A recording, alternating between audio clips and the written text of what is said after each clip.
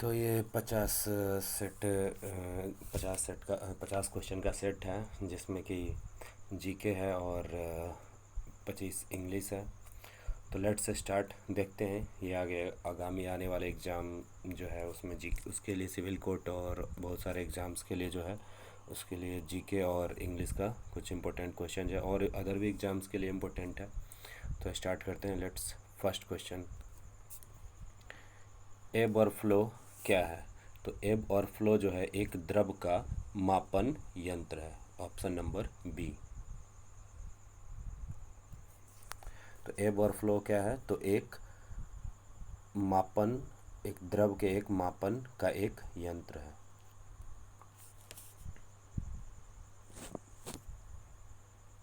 Question number second, 14वें वित्त आयोग के अध्यक्ष कौन थे? तो 14वें वित्त आयोग के अध्यक्ष थे option number D, Y Reddy. और अभी 15वें वित्त आयोग के अध्यक्ष कौन है? तो जो है एन के सिंह।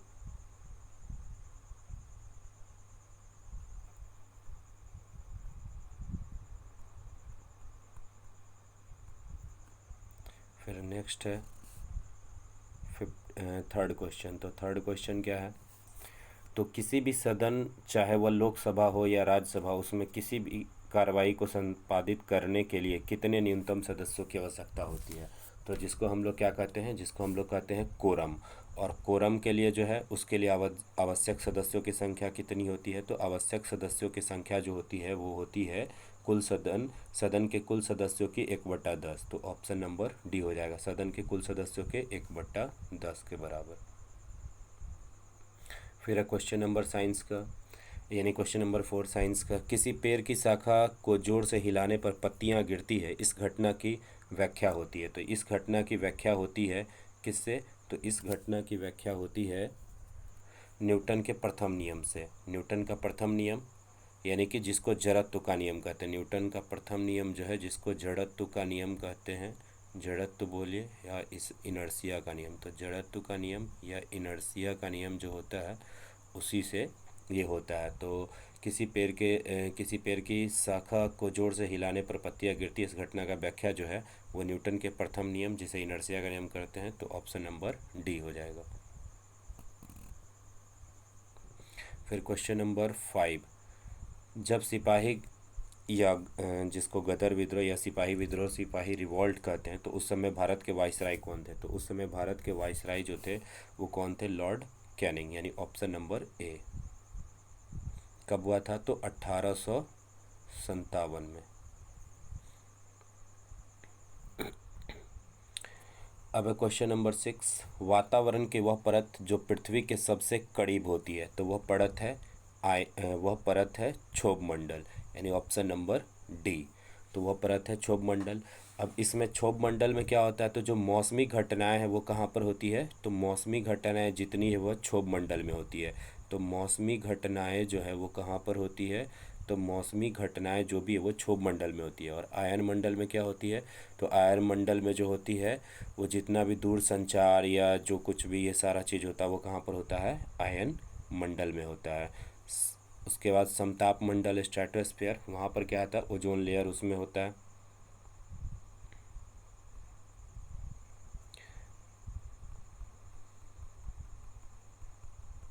अब क्वेश्चन नंबर 7, कि इनमें से कौन सी साख के मूल्यांकन की संस्था है? तो ये है ICRA, यानी ICRA।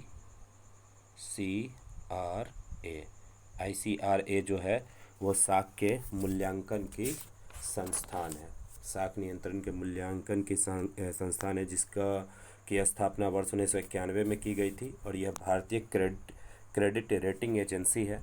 इसका मुख्यालय कलकत्ता में स्थित है।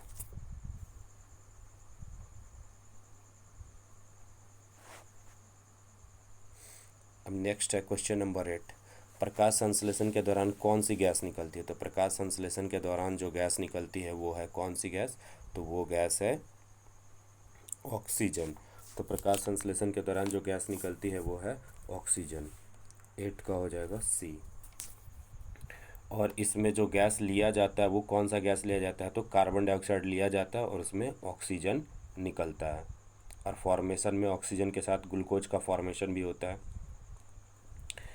और क्वेश्चन नंबर 9 है। क्वेश्चन नंबर 9 है, कन्नौज के उस शासक का नाम बताइए जिसकी पुत्री संयुक्ता का पृथ्वीराज चौहान ने उसके स्वयंवर से अपहरण कर लिया था।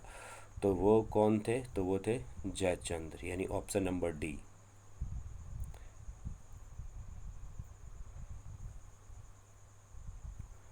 फिर क्वेश्चन नंबर 10 है, अंगूठे से दबाने वाली कील, कील जो होती है यानी कि कांटे, कील, नेल, लकड़ी में आसानी से चली जाती, क्यों? क्योंकि जो कील का क्षेत्रफल होता है वो काफ़ी कम होता है, और कम क्षेत्रफल होने के कारण उस पर क्या होता है कि अधिक बल लगता है। तो इसका हो जाएगा ऑप्शन नंबर ए। तो इसमें क्या होता है कि प्रेशर का रूल है कि जब कभी भी अगर एरिया जो होता है वो कम होता है तो वैसे ही क्या होता है कि प्रेशर जो होता है बढ़ जाता है, क्योंकि इसका फार्मूला होता है P equal to F by A. तो P equal to F by A, F यहाँ पर फोर्स है और ए है एरिया। तो ये नीचे में है, प्रेशर के इन्वर्सली प्रोपोर्शनल है। तो जैसे ही एरिया बढ़ेगा तो एरिया बढ़ने के कारण क्या होगा, तो प्रेशर जो होगा वो कम होगा। तो जितना एरिया, और अगर एरिया को अगर कम करेंगे तो प्रेशर क्या होगा, बढ़ेगा। तो जो कील का नोक है वो क्या होता है, उसका एरिया क्या होता है, कम होता है, इसलिए वो प्रेशर ज़्यादा देता है। इसी प्रकार अगर अब जो हम देखें कि जो कोई भी नाव ये सब जो है वो पानी में तैर जाता है, लेकिन जो कील है वो डूब जाता है, क्यों? क्योंकि उसका एरिया जो होता है वो कम होता है, जिसके कारण वो प्रेशर ज़्यादा लगाता है। और नाव ये सब का एरिया ज़्यादा होता है, जिसके वजह से उसमें प्रेशर जो होता है वो कम लगता है। तो pressure equal to force by area.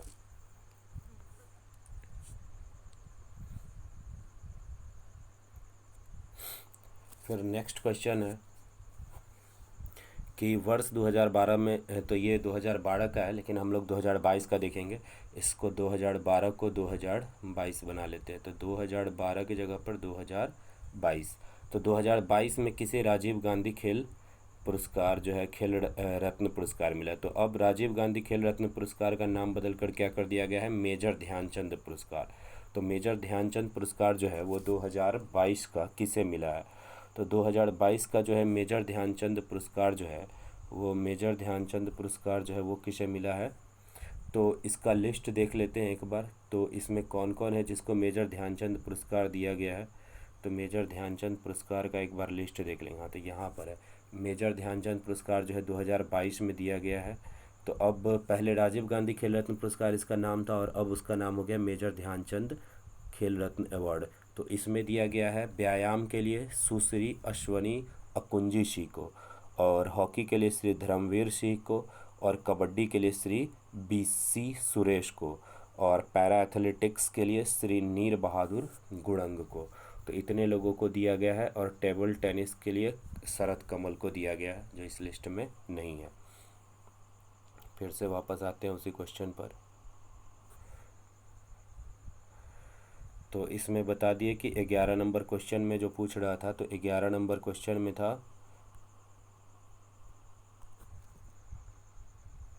11 number question में था कि 2012। तो 2012 की जगह अब 2022 का, और 2022 का जो है वो अब नाम बदल के हो गया मेजर ध्यानचंद। तो मैंने बता दिया कि किसको किसको मिला है।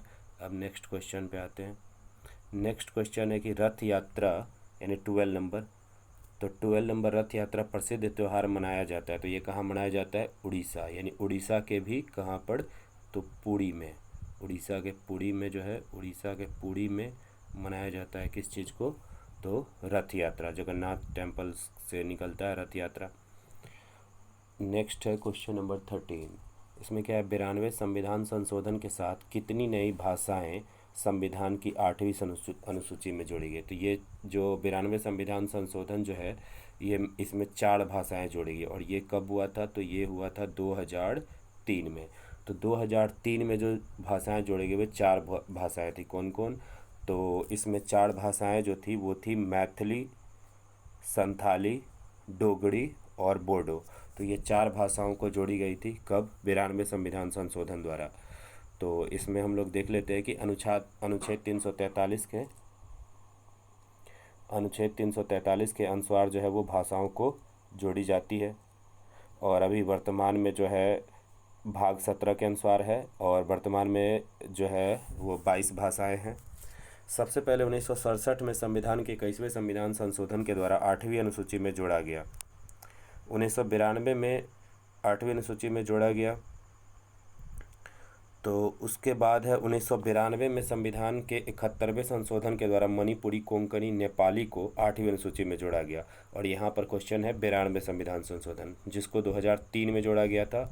और 2003 के अनुसार जो है वो 4 भाषाएं हैं, मैथिली, संथाली, डोगरी और बोडो।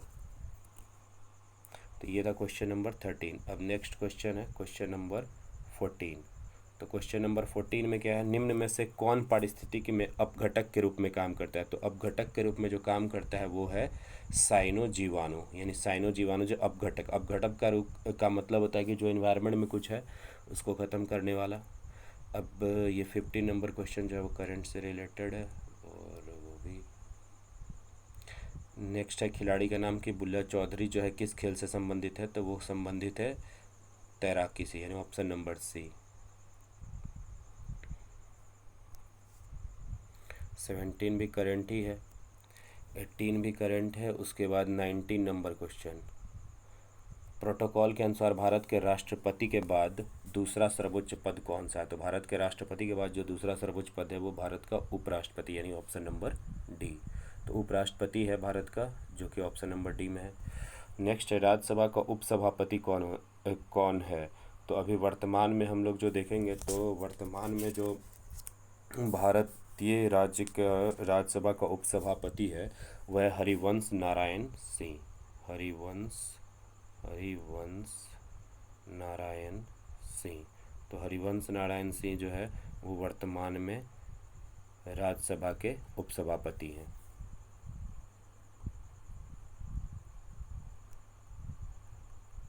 तो वर्तमान में राज्यसभा के उपसभापति कौन है, तो वो थे हरिवंश नारायण सिंह। और सभापति कौन है, तो वो है जगदीप धनकर। और राज्यसभा से रिलेटेड कि इसमें टोटल कितना ये सीट होता है, तो टोटल है इसमें 250। उसके बाद है क्वेश्चन नंबर 21, वित्त मंत्रालय ने कुछ सेवाओं को नकारात्मक सूची में रखा है, तो उसका तात्पर्य क्या है। तो नकारात्मक सूची में रखा है, तो उस सेवाओं को नकारात्मक सूची में रखा है उन सेवाओं पर सबसे ज़्यादा कर लगाया जाता है, ऑप्शन नंबर डी। उसके बाद है क्वेश्चन नंबर 22। तो क्वेश्चन नंबर 22 में क्या है कि इस्पात उत्पादन में विश्व में भारत का स्थान क्या है। तो इस्पात उत्पादन में अकॉर्डिंग टू, यानी प्रेजेंट 2023 के अकॉर्डिंग जो भारत का स्थान है वो है दूसरा, जो कि इसमें से किसी ऑप्शन में नहीं है। ये करंट नहीं है, पुराना क्वेश्चन है।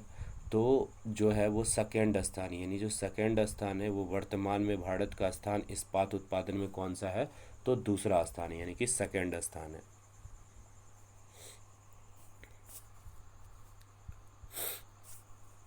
अब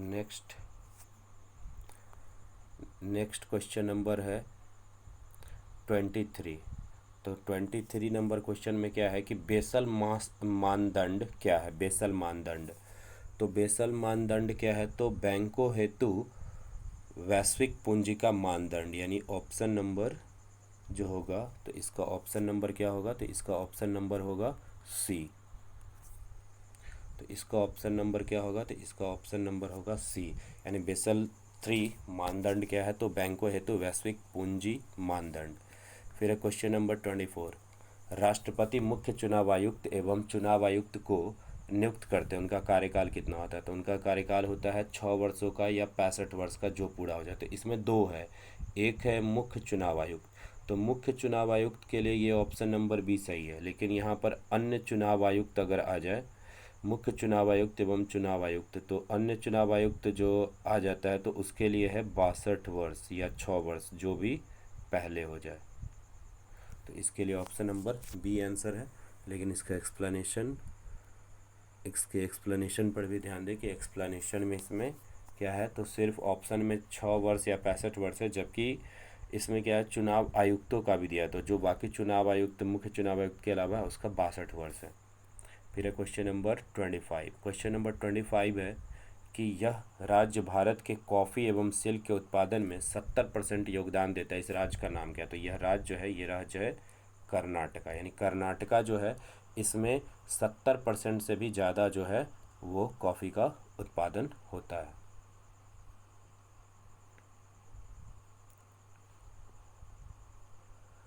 तो ये था था 25 नंबर क्वेश्चन जीके का।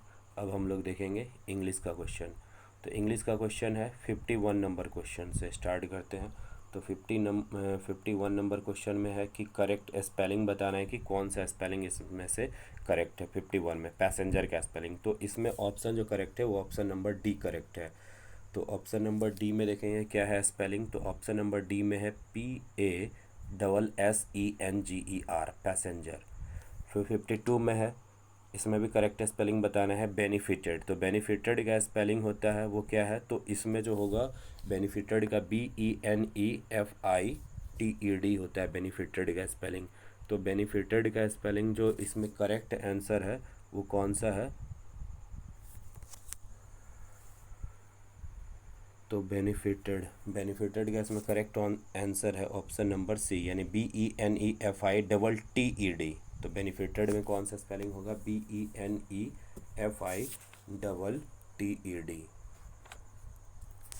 फिर है नेक्स्ट, इसमें चूज करना है choose synonyms for the word attain. तो अटेन माने कोई भी चीज़ अटेन होगा तो इसका मतलब उसको क्या करना होगा, अक्वायर करेंगे, उसको ग्रहण करेंगे। अटेन माने होता है अक्वायर करना, तो इसका हो जाए ऑप्शन नंबर सी। फिर 54 में वेरीफाई। तो वेरीफाई का मतलब किसी चीज़ को जांच करना, तो इसका हो जाएगा टेस्टिफाई, ऑप्शन नंबर ए।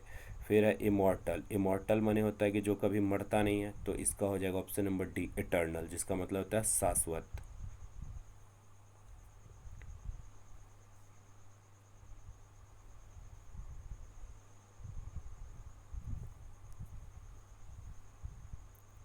फिर है 56 number question, point out the verb in the following word. इसमें वर्ब कौन है, तो इसमें वर्ब है सक्सीड, ऑप्शन नंबर डी। फिर है ग्रामेटिकली इसमें देखना है कि कौन सा फ्रेज जो रिप्लेस होगा, which phrases given below in each sentence should replace bold phrases to make the sentence grammatically correct, यानी बनाना है। The small child does whatever his father there was done. तो इसको रिप्लेस करेंगे किससे, तो डज से, option number A. The small child does whatever his father does. छोटा बच्चा वही करता है जो उसके पिता करते हैं। फिर 58 में he is too important for tolerating any delay. तो यहाँ पर हो जाएगा option number C, to tolerate. He is too important to tolerate any delay. फिर है 59, why did you not through the bag away. तो इसमें क्या है, तो इसमें जो होगा वो ऑप्शन नंबर सी हो जाएगा, ऑप्शन नंबर सी। तो ऑप्शन नंबर सी में देखेंगे कि बाकी क्या है, क्योंकि डिड के साथ हमेशा क्या आता है, तो डिड के साथ हमेशा आता है डिड प्लस V1। तो डिड प्लस V1 होता है, तो डिड प्लस V1 तो किस में है, ऑप्शन नंबर सी में, डिड यू नॉट थ्रो। बाकी सब में थ्रोन है, यानी वर्ब का सेकंड फॉर्म है या तो थर्ड फॉर्म है, थ्रो, थ्रू, थ्रोन। तो दो में थर्ड फॉर्म है और ऑप्शन डी में सेकंड फॉर्म है। लेकिन जबकि डिड के साथ क्या होता है, वर्ब का फर्स्ट फॉर्म होता है। अब क्वेश्चन नंबर 60, इनॉर्मस। तो इसका अपोजिट बताना है। तो इनॉर्मस माने क्या होता है, लार्ज, बड़ा। तो इसका अपोजिट क्या होगा, टीनी। टीनी माने क्या होता है, छोटा। फिर आर्टिफिशियल। तो आर्टिफिशियल माने जो कृत्रिम होता है, तो इसका उल्टा हो जाएगा नेचुरल, ऑप्शन नंबर डी। फिर है एक्सपैंड। एक्सपैंड माने था किसी चीज़ का विस्तार करना, तो इसका हो जाएगा ऑप्शन नंबर ए, कॉन्डेंस। कॉन्डेंस माने था किसी चीज़ को छोटा करना। फिर है फ्रॉड्यूलेंट। फ्रॉड्यूलेंट माने होता है कोई, यानी कि फ्रॉड हो, जो सही तरीके से काम ना करता। तो कैंडिड जो हो जाएगा, इसका होता है निश्चल, निष्कपट। तो ऑप्शन नंबर सी हो जाएगा। फिर है फिल इन द ब्लैंक्स। तो इसमें है गॉड हेल्प्स दोज। तो यहाँ पर हो जाएगा option number C, who help themselves. भगवान उसी की मदद करता है जो स्वयं खुद की मदद करता है। उसके बाद है 65 नंबर। 65 में it is raining heavily, take dash umbrella. तो यहाँ पर आर्टिकल्स का यूज करना है, तो कौन सा आर्टिकल्स होगा, ए, द, सम, एन। तो इसमें से एन आर्टिकल होगा, क्योंकि अम्ब्रेला, अम्ब्रेला में यू से भी स्टार्ट है और अ से स्टार्ट है। तो अ जो है यानी कि वॉवेल है, तो इसलिए यहाँ पर क्या हो जाएगा, एन हो जाएगा, एन अम्ब्रेला। उसके बाद है we have been waiting for the train dash more than 2 hours. तो यहाँ पर पीरियड ऑफ टाइम है, यानी कि पीरियड ऑफ टाइम दे दिया है, तो इसके लिए हम लोग इसका यहाँ पे यूज करते गया, फॉर यूज करते हैं। तो 66 में क्या हो जाएगा, for. We have been waiting for the train for more than 2 hours. अब देखेंगे क्वेश्चन नंबर, तो इसका हो जाएगा, इससे पहले जो 66 था उसका हो जाएगा बी नंबर।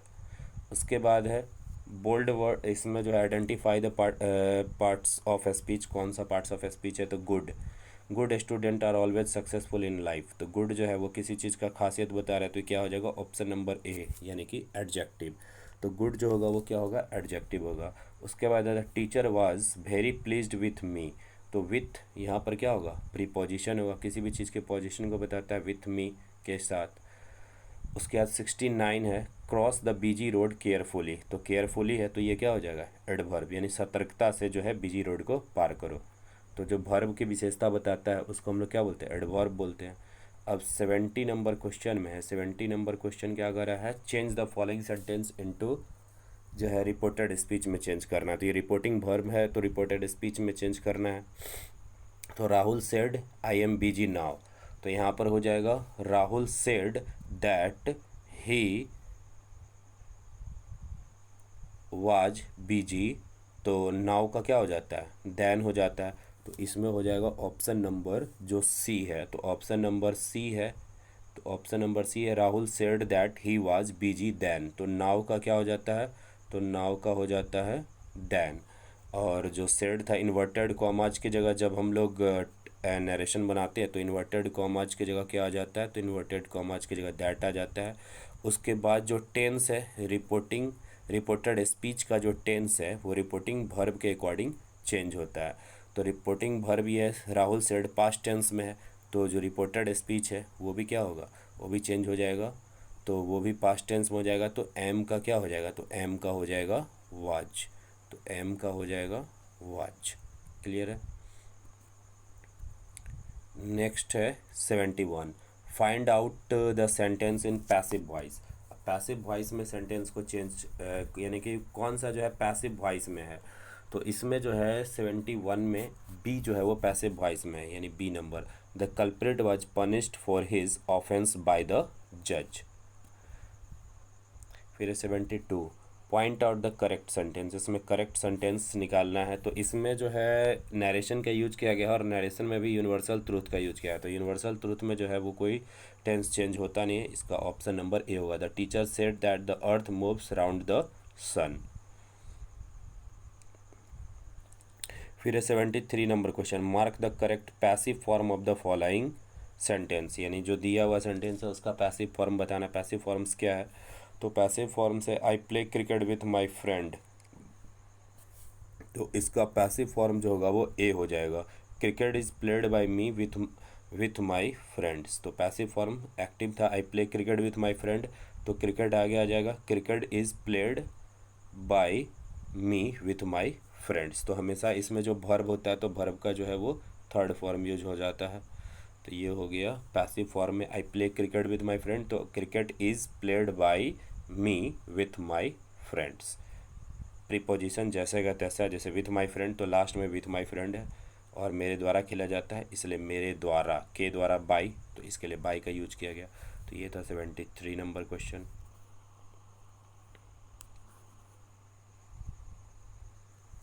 नेक्स्ट है 75, तो 75 क्या है, she reached the examination hall well in time, तो ये कौन सा टेंस है ये बताना है। तो ये जो है पास्ट एंड डेफिनेट टेंस है, रिच्ड, यहाँ पर इसका भर्ब का जो है भर्ब का सेकंड फॉर्म दिख रहा है, तो भर्ब का जो सेकंड फॉर्म है, तो भर्ब के सेकंड फॉर्म के कारण ये क्या हो जाएगा, ये हो जाएगा पास्ट इन डेफिनेट। यहाँ पे भर्ब का रिच्ड जो है वो भर्ब का सेकंड फॉर्म है, यानी कि V2 है। उसके बाद 75 है, I am learning English from my uncle, तो यहाँ पर हो जाएगा आई एम, तो ये सिंपल सा दिख रहा है कि एक तो एम का यूज हुआ है और लर्निंग, तो लर्निंग आईएनजी का यूज हुआ है, तो प्रेजेंट में भी है और आईएनजी का यूज हुआ है, तो ये हो जाएगा प्रेजेंट कंटिन्यूअस टेंस। तो ये था 25 क्वेश्चन जीके का और 25 क्वेश्चन मैथ्स का, जो कि आने वाले एग्ज़ाम जैसे सिविल कोर्ट और जीके तो सभी एग्ज़ाम्स के लिए इम्पोर्टेंट है। तो थैंक यू, और सब्सक्राइब करिए चैनल को फॉर मोर इसी तरह का वीडियो, और शेयर कीजिए और सब्सक्राइब कीजिए ताकि मोटिवेशन हो, ताकि मैं और इस तरह का वीडियो प्रोवाइड कर सकूं। Okay, thank you.